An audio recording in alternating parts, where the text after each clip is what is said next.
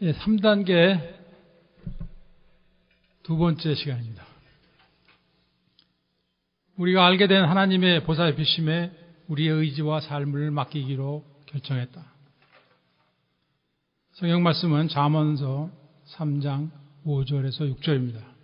너는 마음을 다하여 여호와를 의뢰하고 내 명철을 의지하지 말라. 너는 범사의 그를 인정하라. 그리하면 내 길을 지도하시리라.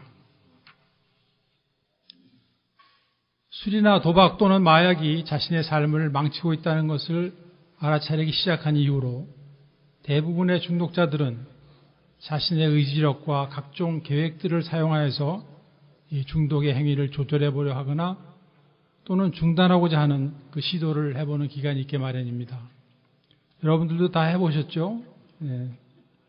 그런데 그들이 실제로 중독자인 경우에는 그 노력들이 실패로 돌아가는 경우가 거의 대부분입니다. 그리고 이러한 과정들을 이 가족이나 주변 사람들이 알아차리지 못하도록 은밀한 속에서 진행하는 경우가 많이 있는 것입니다.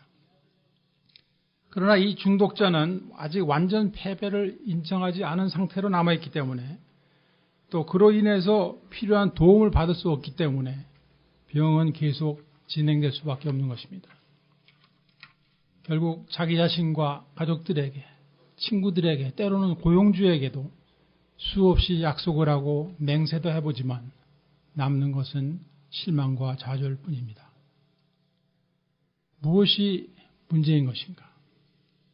그것은 중독에 대한 나의 무력함과 그리고 나의 삶이 파괴되어 가고 있다는 것을 막을 힘이 없음을 철저하게 인정하지 못하고 있기 때문에 진정한 도움을 청하고 받기보다는 아직도 나의 의지력과 수단과 방법을 동원하는 것을 계속하고 있는 것입니다.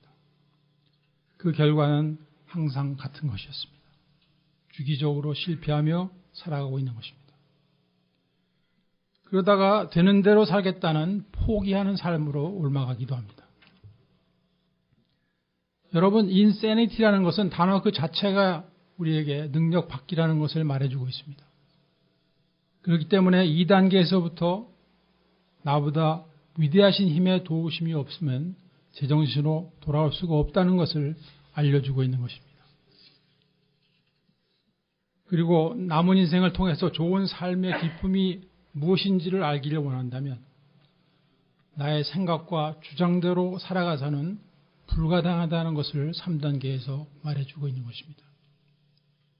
그러므로 우리는 먼저 회복된 중독자들의 경험을 통한 도움도 함께 필요로 하는 것입니다. 빅북이라는 책이 있죠. 거기에 How It Works라는 챕터에서 선배 알코올 중독자들이 내린 결론은 중독자가 자기 마음대로 생각대로 살아가는 그 삶을 성공적인 삶이라고 할 수 없다는 것입니다. 그렇다면 좋은 삶, 성공적인 삶이란 어떠한 삶을 말하는 것일까요? 결론부터 말씀드리면 그것은 하나님께 맡겨진 삶, 하나님의 인도하심을 받는 삶이 되는 것입니다. 그렇게 되기 위해서는 나의 의지와 삶을 하나님의 보살피심에 맡겨드리기로 작정하는 순간이 있어야 되는데 그것이 바로 3단계인 것입니다. 그런데 여기에 문제가 있습니다. 첫째로 내 생각과 주장과 나의 결정만을 가지고 살아온 자신의 삶의 방식을 과연 우리는 포기할 수 있는 것인가입니다. 그리고 둘째는 하나님이라는 존재가 과연 나와 나의 삶을 통째로 의탁해도 될 만큼 안전한가입니다. 첫 번째 문제는 내 원래 생각과 주장대로 계속 살아보면 그 결과를 알게 될 것입니다. 그런데 상당한 시간이 지나고 난 후에 그때 가서 이게 아니구나 라는 것을 알고 또다시 후회할 용의가 있는가 우리 자신에게 물어봐야 할 것입니다. 두 번째 문제, 하나님은 과연 안전한가? 이 이슈는 인베스티게이션이 좀 필요한 문제입니다. 그리고 이것이 오늘 강의의 내용이 되겠습니다. 하나님은 과연 안전한가?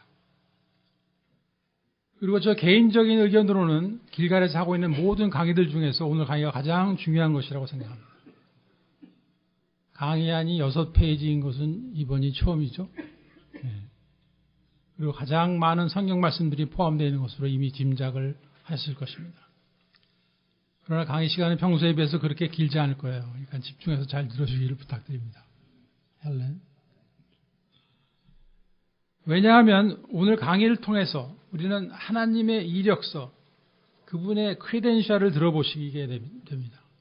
그리고 그분을 나의 삶 속에 초대하고 나의 구원주로 주인으로 모셔드리기에 합당한지를 결정할 수 있게 되기 때문입니다.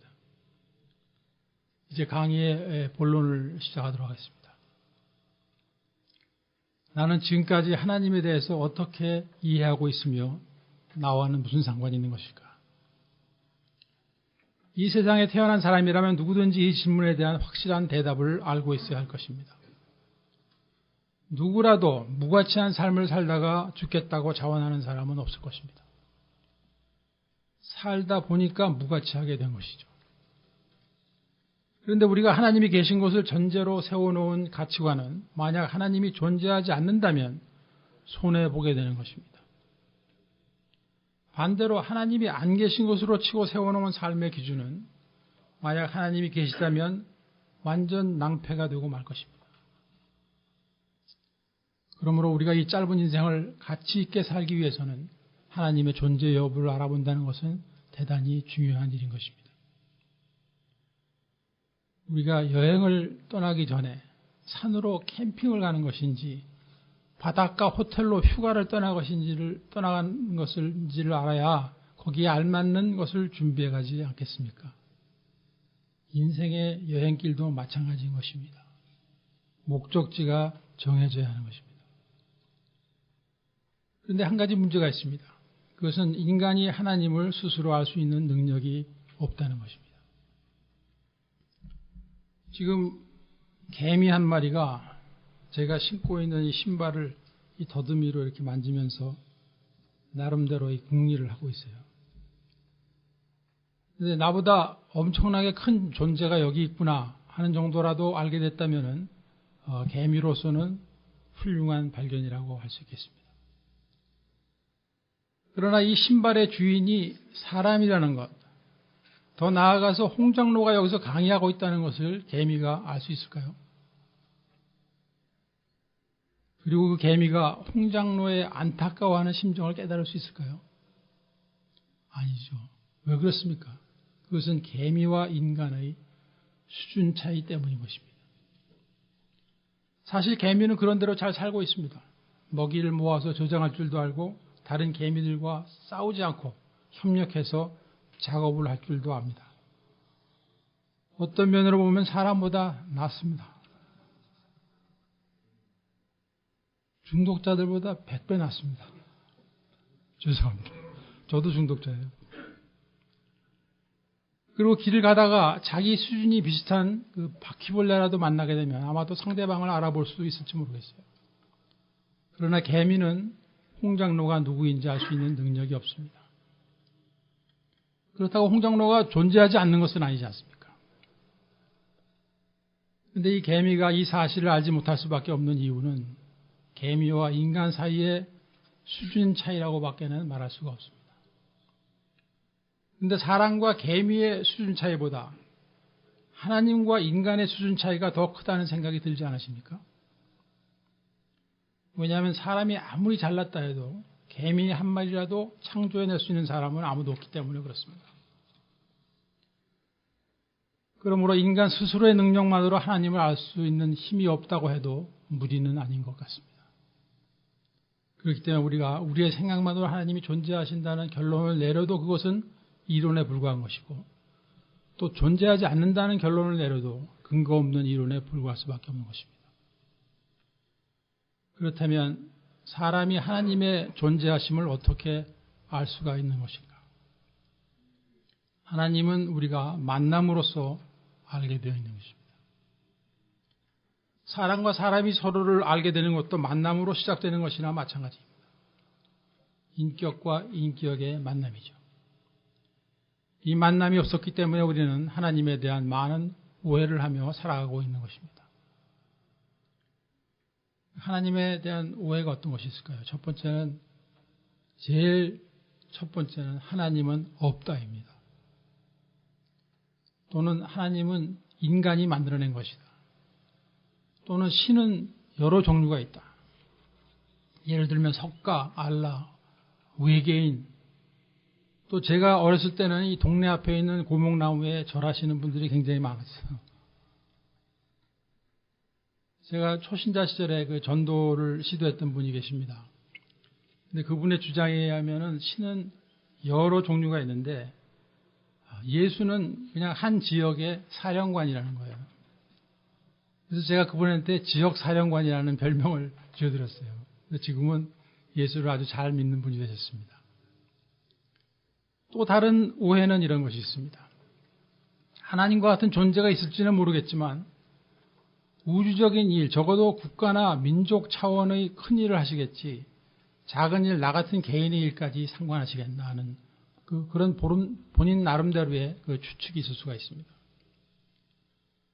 그리고 또 성장 과정에서 또는 엮이는 가정이나 학교, 사회생활에서 받은 상처의 결과로 인해서 생긴 그 하나님에 대한 잘못된 선입견이 있을 수가 있습니다.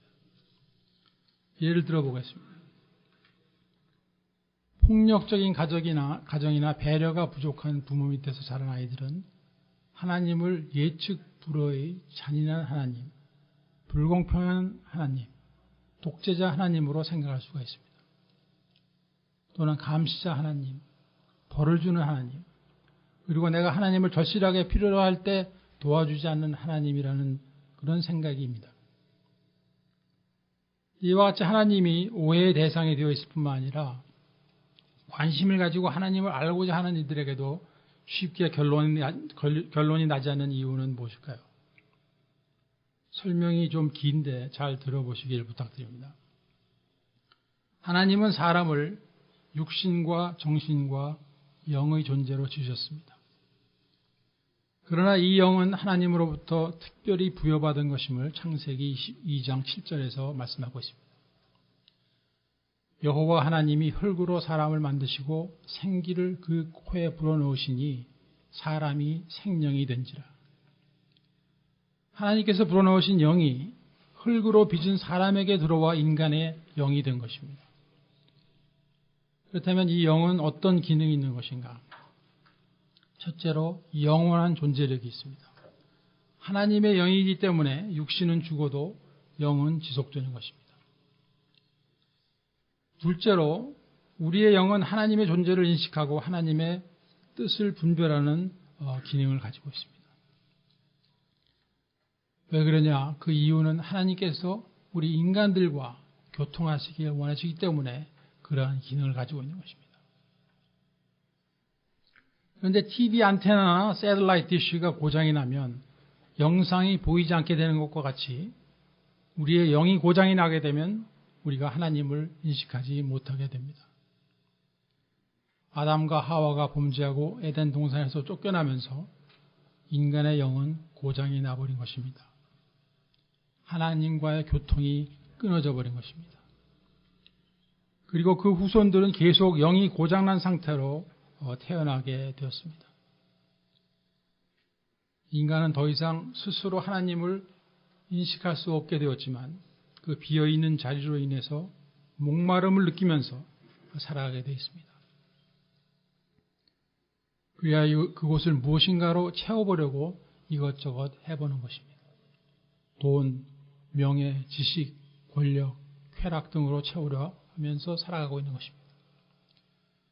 그 과정에서 허무감이나 인생 무상도 느껴봅니다.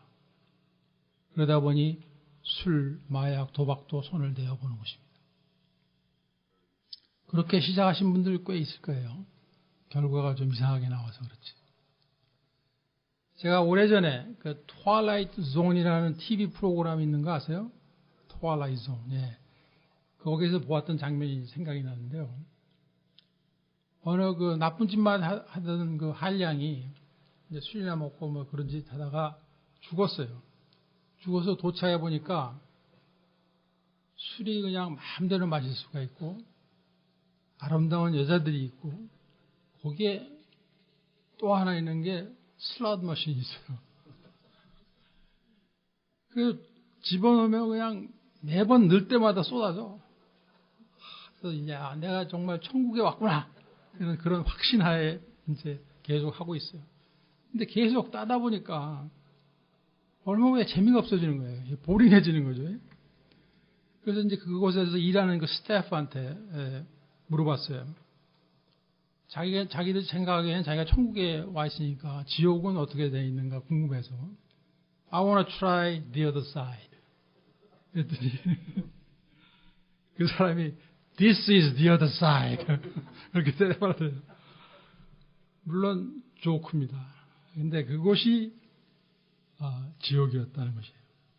이것은 누가 쓴 드라마의 이야기지 사실은 아닙니다. 하나님을 알지 못하고 살아온 사람들이 생명이 끝이 나고 그들을 기다리고 있는 곳은 하나님의 은혜와 긍휼이 없는 곳, 즉 하나님과 단절된 상태로 고통 속에서 영원한 시간을 보내게 되는 것입니다. 이것이 지옥인 거예요. 그렇다면 우리의 고장난 영, 생명력이 없어진 영이 어떻게 다시 살아날 수가 있는가? 그것은 다시 한번 하나님의 생기, 곧 성령이 우리에게 임하실 때 가능해지는 것입니다. 사도행전 2장 38절입니다. 베드로가 가로되 너희가 회개하여 각각 예수 그리스도의 이름으로 세례를 받고 죄 사함을 얻으라.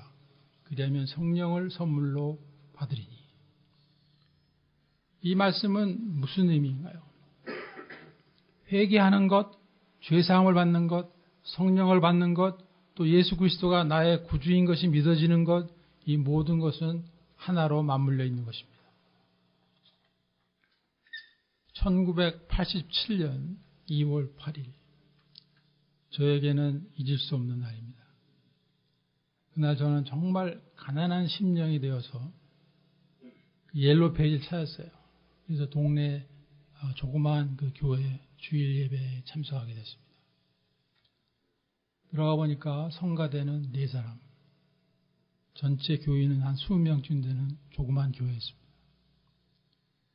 이제 예배가 시작되는 순간 저에게 성령이 임하시고 환상까지 보여주셨어요. 그 환상은 쉽게 얘기하면은 초고속 동영상이에요. 동영상인데 굉장히 빨리 돌아가는 동영상이었어요. 근데 그 내용은 전부가 저의 죄인된 모습들이었어요. 어렸을 때부터 이 나이 때까지 지은 죄인의 모습만이 그 속에 있는 것이었습니다. 그 긴 세월 동안 그 많은 죄를 담은 영상이 그 짧은 시간에 어떻게 제 눈앞을 스쳐 지나가는지 그것은 도무지 알 수가 없습니다. 눈물과 콧물 그리고 땀이 비오듯 흐르는 가운데 저는 예수 그리스도를 나의 구주로 영접할 수 있었습니다. 우리는 성령이 임하심으로 하나님을 인지할 수 있게 되고 회개할 수 있으며 예수 그리스도를 나의 구주로 영접하여 영생을 얻고 하나님께 기도할 수 있는 사람이 되고 또 그분의 뜻을 분별할 수 있게 됨을 믿습니다. 그 영혼이 만족할 수 있게 됨으로 인하여서 인생의 참된 행복과 가치 있는 삶을 누릴 수 있게 되는 것입니다. 그러면 하나님의 긍휼이라는 것은 무엇인가? 제가 이와 같은 성령님과의 인카운터를 경험하기 전부터 하나님께서 저에게 베풀어 주신 것들이 있었음을 깨달았습니다. 하나님을 등지고 살고 있는 인생들을 향하여 하나님이 살아계신 것과 그들을 향하신 하나님의 뜻을 알 수 있게 되기를 원하시며 누구에게나 보여주시는 것들이 있는데 그것을 우리는 하나님의 일반 계시라고 부릅니다. 모든 시대, 모든 장소에서 모든 사람들에게 일반적인 방법으로 하나님 자신을 드러내 주시는 것을 말하는 것입니다. 로마서 1장 20절 말씀을 보시겠습니다. 창세로부터 그의 보이지 아니하는 것들, 곧 그의 영원하신 능력과 신성이 그 만드신 만물에 분명히 보여 알게 되나니 그러므로 저희가 핑계치 못할지니라. 우리는 하나님께서 창조하신 위대하고 오묘한 자연 만물을 바라볼 때 우리 보통 사람들도 스피리추얼해지는 것을 경험하게 됩니다. 제가 UCLA 의과대학에서 연구실 생활을 할 때 제가 느꼈던 것을 기억하고 있습니다. 그때는 제가 신앙생활을 시작하기 전이었습니다. 그때 그 세포보다 더 내려간 수준의 인체 속에 마치 온 우주가 들어있는 것 같다는 경험을 한 적이 있습니다. 그리고 인간 인체에 대해서 알고 있는 것은 너무나도 작은 부분이고 이 모든 것의 배후에는 절대자 내지는 창조주가 있어야 말이 된다는 생각을 했던 때가 있었습니다. 뒤돌아볼 때 이것이 제가 처음으로 경험한 하나님의 계시였습니다. 일반적인 계시입니다. 그리고는 제가 성령을 받고 나서 그랜드 캐년을 처음 가서 보게 됐습니다. 그 순간 저의 입에서는 찬양이 흘러나왔습니다. 무슨 찬양이요? 주 하나님 지으신 모든 세계. 그 찬송이 저절로 흘러나온 거예요. 여러분, 존 글렌이라는 그 애스트로넛이 있죠. 그분이 우주선에서 지구를 내려다보면서 수많은 다른 별들을 함께 바라보면서 지구로 보낸 메시지입니다. To look out at this kind of creation out here and not believe in God is to me impossible. It just strengthened my faith. I wish there were words to describe what it likes. 어떤 우주인은 창세기 1장 1절을 말씀을 지구로 보낸 사람도 있습니다. In the beginning, God created heaven and earth. 태초에 하나님이 천지를 창조하시니라. 그러나 죄로 인하여 타락한 사람들은 이런 일반 계시, 즉 자연 만물과 역사와 그리고 사람의 양심을 통해 계시하시는 하나님을 바르게 알기가 어렵습니다. 그래서 하나님께서는 멸망 가운데 있는 인간들을 구해내기 위해서 특별 계시를 허락하십니다. 이 특별 계시의 목적은 하나님께서 죄에 빠진 인간들을 구하시고 그들과 교제하시기를 위한 것입니다. 그 구체적인 내용은 구원주이신 성자 예수님의 성육신, 십자가의 죽음과 부활, 그리고 성령 강림입니다. 이 특별 계시를 보존하고 전달하기 위해서 성경을 기록하게 하셨습니다. 그래서 오늘 남은 짧은 시간 동안 많은 성경 말씀을 제시하게 될 것입니다. 첫째로 성경 자체에 대한 말씀입니다. 요한복음 20장 31절은 성경을 기록한 목적을 우리에게 알려주고 있습니다. 오직 이것을 기록함은 너희로 예수께서 하나님의 아들 그리스도이심을 믿게 하려 하며 또 너희로 믿고 그 이름을 힘입어 생명을 얻게 하려 함이니라. 예수께서 하나님의 아들 그리스도이심을 우리가 믿게 할 뿐만 아니라 그 이름을 힘입어서 새 생명을, 구원을 얻게 하기 위한 것입니다. 디모데 3장 16절 말씀입니다. 모든 성경은 하나님의 감동으로 된 것으로 교훈과 책망과 바르게 함과 의로 교육하기에 유익하니. 성경은 사람의 손으로 쓰여졌지만 하나님께서 그 쓰시는 사람을 성령으로 인스파이어 하셔서 쓰게 하신 것이라는 말씀입니다. 히브리서 4장 12절. 하나님의 말씀은 살았고 운동력이 있어 좌우 날선 어느 검보다 예리하여 혼과 영과 관절과 골수를 찔러 쪼개기까지 하며 또 마음의 생각과 뜻을 감찰하나니. 하나님의 말씀은 힘과 능력이 있다는 말씀입니다. 요한복음 5장 38절 39절입니다. 이 말씀은 성경의 주인공이 예수님이심을 말씀하고 있습니다. 그 말씀이 너희 속에 거하지 아니하니 이는 그의 보내신 자를 믿지 아니함이라. 너희가 성경에서 영생을 얻는 줄을 생각하고 성경을 상고하거니와 이 성경이 곧 내게 대하여 증거하는 것이로다. 예수님께서 과대망상증 환자이든지 말씀하시는 내용이 사실이든지 둘 중에 하나인 것입니다. 그 다음에 성경은 둘째로 종으로 오시는 메시아 예수님을 증거하고 계십니다. 이사야서 53장 5절 6절 말씀입니다. 그가 찔림은 우리의 허물을 인하며 그가 상함은 우리의 죄악을 인함이라. 그가 징계를 받음으로 우리가 평화를 누리고 그가 채찍에 맞음으로 우리가 나음을 입었도다. 우리는 다 양 같아서 그 행하여 각기 제 갈 길로 갔거든. 여호와께서는 우리 무리의 죄악을 그에게 담당시켰도다. 여기서 그가 누구입니까? 우리 예수님을 예언하고 있습니다. 주님 오시기 수백 년 전에 이사야 선지자를 통해서 예언된 말씀인 것입니다. 53장 전체를 보면 더 자세히 나와 있습니다. 그런데 유대교인들이 이 말씀을 읽어보지 못해서 예수님을 못 믿는 것이 아닙니다. 보통 장님이라고 하면 어떤 상태에 처해 있는 사람들이죠. 대부분 눈은 있는데 볼 수가 없는 사람들이죠.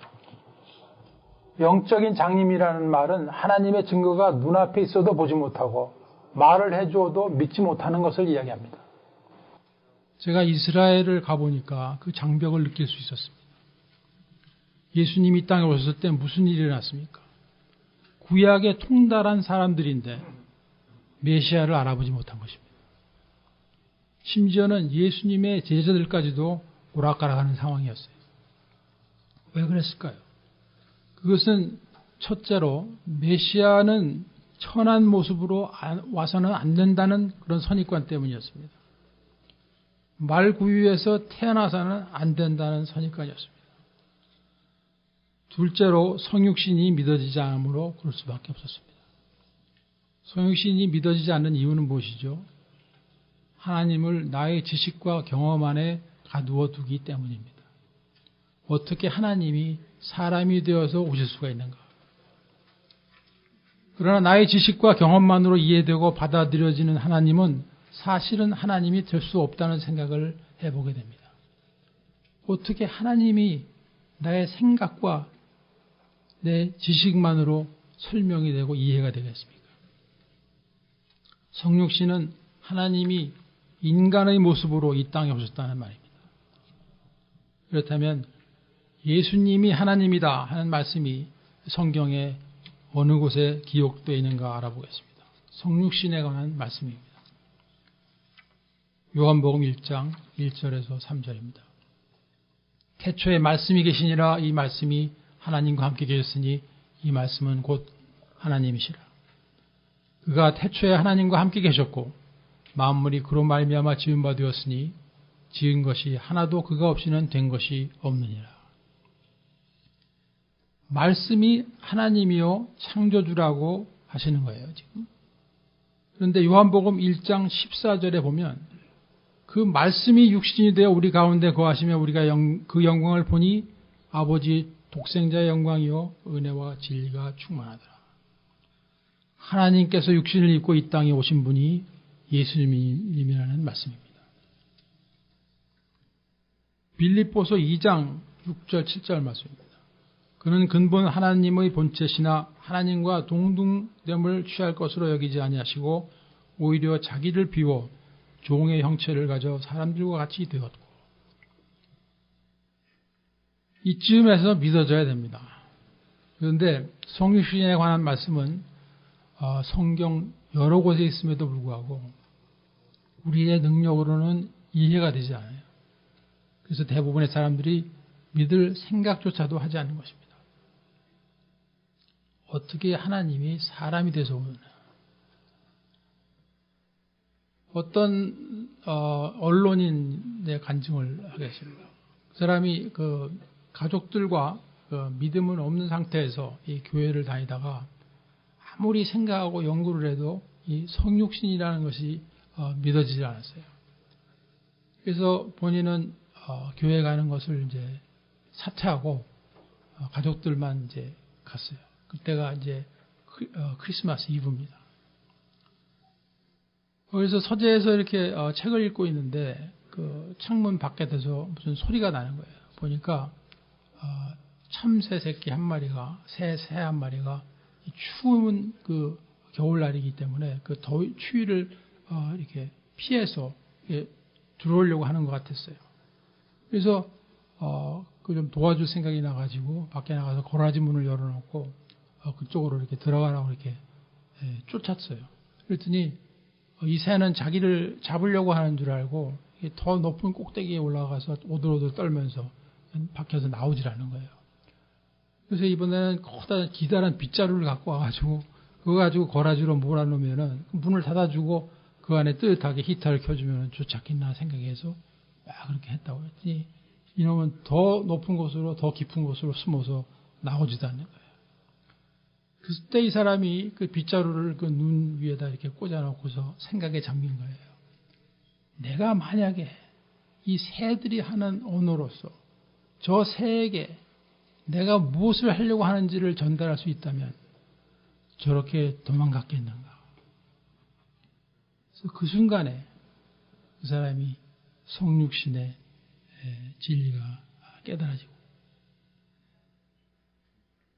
교회를 다시 다니시고 했다는 이야기입니다. 성육신이 깨달아지고 믿어지는 것은 하나님의 은혜인 것입니다. 그러면 예수님은 자신을 어떻게 소개하고 계시는가? 요한복음 14장 6절에서 11절입니다. 예수께서 가라사대 내가 곧 길이요 진리요 생명이니 나를 만미암지 않고는 아버지께로 올 자가 없느니라. 너희가 나를 알았다면 내 아버지도 알았으리로다. 이제부터는 너희가 그를 알았고 또 보았느니라. 빌립이 가로되 주여 아버지를 우리에게 보여주옵소서 그리하면 족하겠나이다.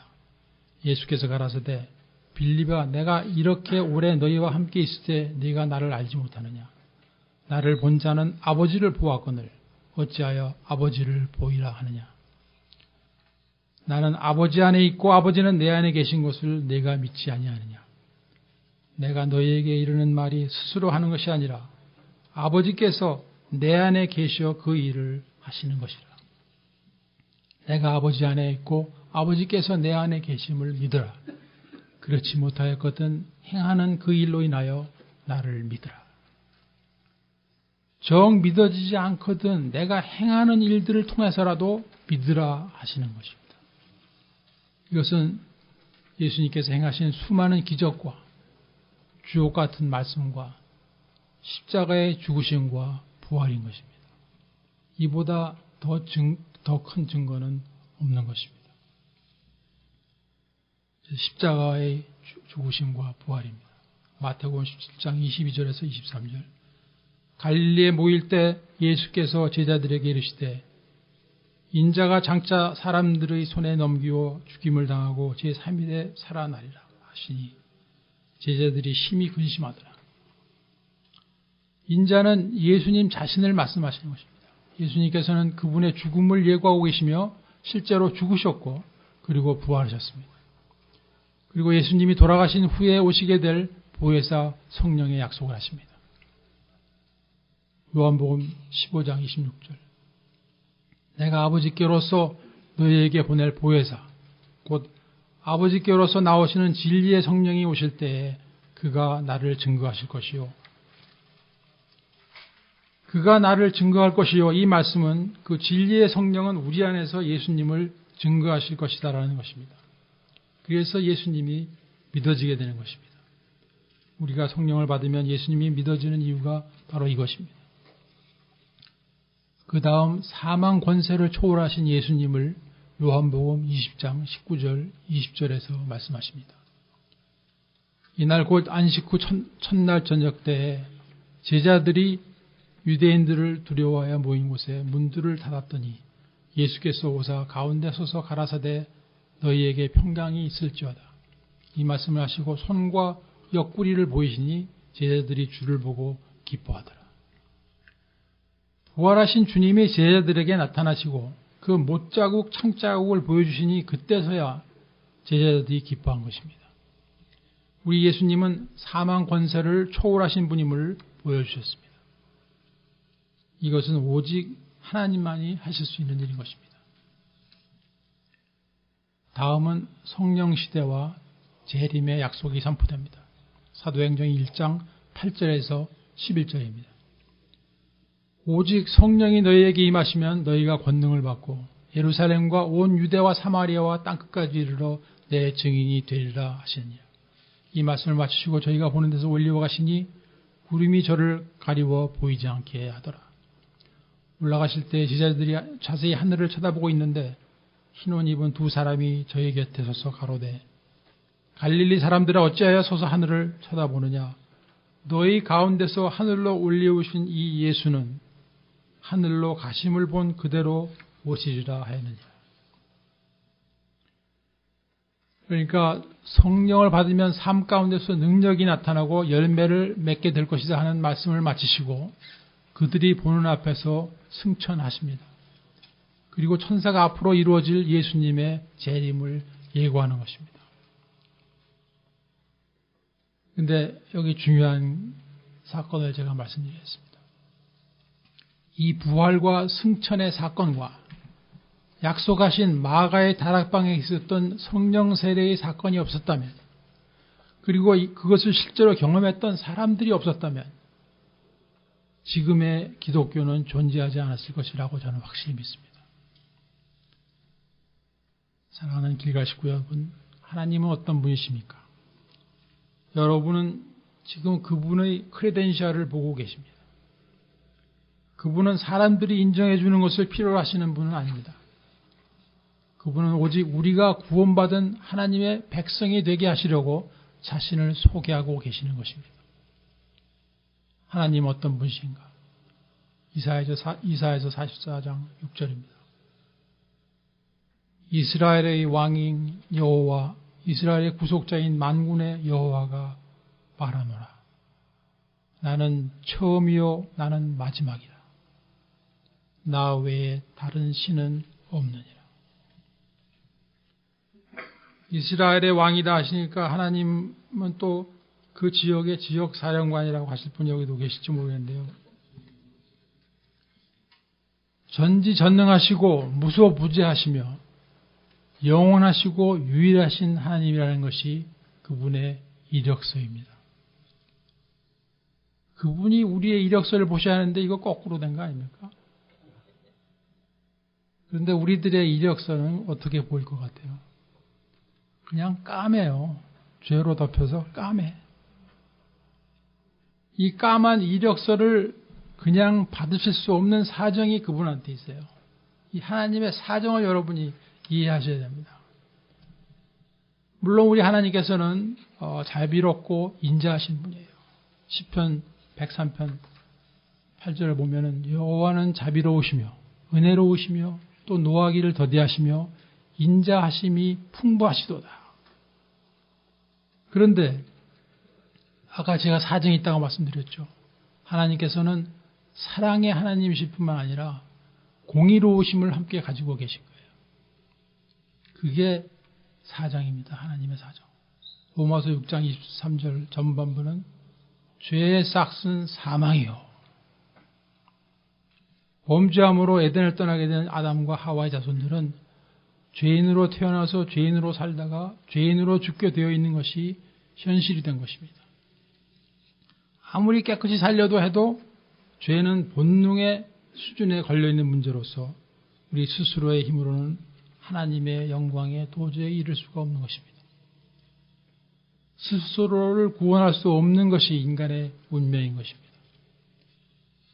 그러나 죄인을 벌할 수밖에 없는 공의로운 하나님이시지만 인간의 영원한 멸망을 보기를 원하시는 또한 긍휼의 하나님께서 그 죄를 대신 받으심으로써 우리를 구원하시기를 원하셨습니다.